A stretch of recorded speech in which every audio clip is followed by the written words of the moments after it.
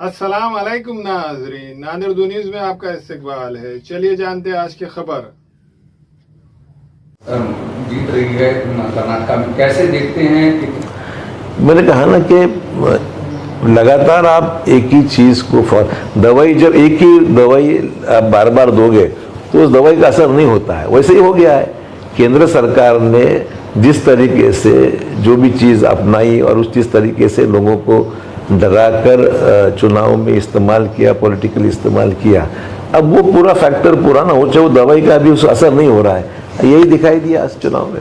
कितना कांग्रेस के जो एक्सपेक्टेशन कर रही थी वो उतना खरी उतरी है? स्थानीय जो स्तर पर जो भी निर्णय लिए गए या जो मैनिफेस्टो तैयार किए गए, उसका असर लोगों के बीच में दिखा? देखिए, चुनाव तो आने वाले पिछले सरकार की जो भी परफॉर्मेंस था, उस परफॉर्मेंस का इवैल्यूएशन तो हुआ है। तो पिछले 5 साल की बम्बई सरकार हो या उनके पहले की येडियुरप्पा जी की सरकार हो, उन सरकार के वक्त पे जो भी फैसले किए गए थे वो लोगों में एडमिनिस्ट्रेशन का टोटल फेलियर था। करप्शन के बारे में बहुत बड़े पैमाने पे शिकायतें लोगों ने की थी, और इसका पूरा असर आप देखोगे कि वेलफेयर स्कीम्स पे या एडमिनिस्ट्रेशन पे लोगों की तरफ, लोगों की ज़रूरतों की तरफ ध्यान तो बिल्कुल नहीं दिया गया। तो साफ नज़र आया। वरना इतना बड़ा फ़र्क आप देखोगे कि बीजेपी जो उम्मीद कर रही थी और जिसके बारे में बोलबाला था कि कैसे भी सूरत में बीजेपी इतनी यंत्रणा लगी हुई थी, देश के सर्वोच्च नेता उसमें लगे हुए थे, इतना होने के बावजूद लोगों ने उनको फटकारा है, लोगों ने उनकी लीडरशिप एक्सेप्ट नहीं की है। तो आप समझ सकते लोगों में गुस्सा कितना बड़ा था इस पूरे चुनाव में, कि लोगों ने केंद्र और डबल इंजन की जो बात हो रही थी, केंद्र राज्य सरकार की डबल इंजन की बात हो रही थी, इसके बावजूद लोगों ने उनको ये किया है, रिजेक्ट किया है। सर, कांग्रेस का जो भारत जोड़ो यात्रा राहुल गांधी की थी, उसका क्या असर हुआ है, किस तरह से देखते हैं? और प्रधानमंत्री भी गए थे प्रचार के लिए, लेकिन रिजल्ट नहीं आया, क्या कहें? राहुल गांधी जी की जो भारत जोड़ो यात्रा देश में शुरू हो गई, वो कर्नाटक में गई, मध्य प्रदेश में गई, महाराष्ट्र में भी आई है। और मैं समझता हूँ एक फाउंडेशन, ये पूरे चुनाव का फाउंडेशन ही उसी वक्त मैं समझाऊंगा डायरेक्टली इनडायरेक्टली रखा गया, कि जिसके वजह से लोगों ने राहुल जी को बड़े करीब से देखा, आजमाया, उनकी जो विचारधारा वो समझ के ली, और आम गरीब से गरीब और आम आदमी को राहुल जी से मिलने का मौका उस दरमियान लोगों को मिल गया। तो मैं समझता हूँ ये परिवर्तन में एक बेसिक जो फाउंडेशन है वो उसी वक्त वो रखा गया था जब यात्रा निकली। और जहाँ तक मैं जानता हूँ आज के परिणाम अगर आप लोगों ने ठीक से देखे तो जहाँ जहाँ राहुल गांधी जी उस यात्रा के दौरान गए, उस सीटों पे पॉजिटिव इम्पैक्ट उसका निश्चित तौर पर हुआ है। जहाँ तक सवाल है कि देश के प्रधानमंत्री भी गए, होम मिनिस्टर भी गए, बाकी अन्य नेता भी, बड़े बड़े बीजेपी के नेता गए, उसको लोगों ने स्वीकार नहीं किया है। कांग्रेस ने ट्वीट किया है और कहा है कि बजरंग बली ने तोड़ दी जो भ्रष्टाचार की नदी थी, वहाँ पे तोड़ दिया। बजरंग बली का काफी इस्तेमाल हुआ वहाँ पर। अभी तो चुनाव हो गया है, उसका बजरंग बली का आशीर्वाद किसको मिल गया ये तो स्पष्ट हो गया है।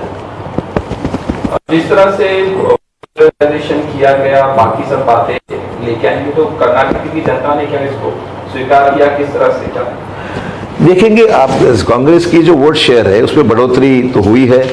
अगर मैंने फिगर्स कुछ देखे कि पिछली बार कांग्रेस की जो वोटिंग पैटर्न था, उस वोटिंग पैटर्न में कांग्रेस को 38.14% वोट मिला था। इस बार कांग्रेस को 43% वोट शेयर कांग्रेस का रहा है। बीजेपी 36 पर ही रह चुकी, बड़ी नहीं, और कांग्रेस मतलब 38 से 43% पे कांग्रेस गई है। तो वोट शेयर तो बढ़ा ही है कांग्रेस का, स्वाभाविक है। ऑपरेशन क्या लगता है अपनाया जाएगा यहाँ पे? जी, किस तरह से देख रहे हैं ऑपरेशन? मतलब ऑपरेशन लोटस की कोशिश बीजेपी करेगी क्या? और सतर्कता के तौर पर कांग्रेस के बड़े नेता खासकर कर्नाटक पहुंच रहे हैं। इतना पानी नहीं काट पाएंगे अभी।